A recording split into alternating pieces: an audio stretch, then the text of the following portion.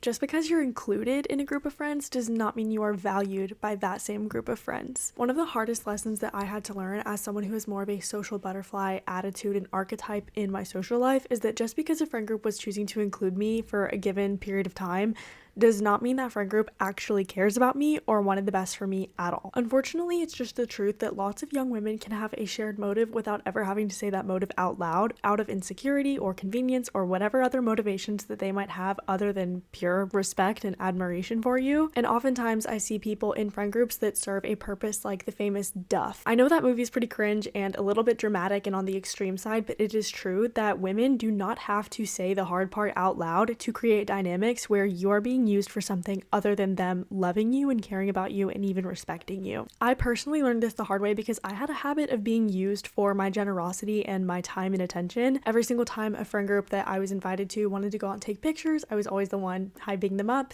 being behind the camera.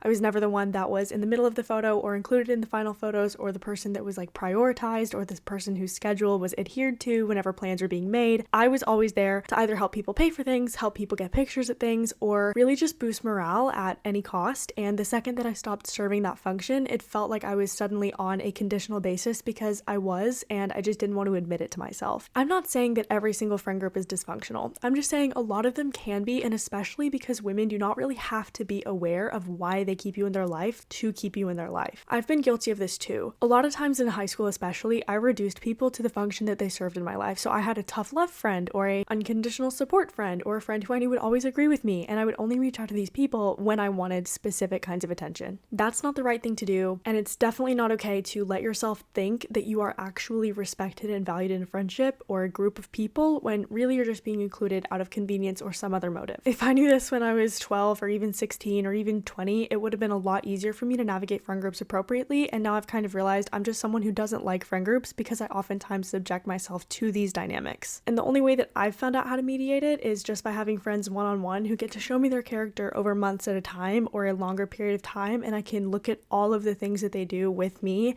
in a bigger picture sense and not have to really worry about what function I serve in their life. I do think it's definitely a lot easier for women to feel taken advantage of in friend groups, but let me know your thoughts, and as always, I love you so much.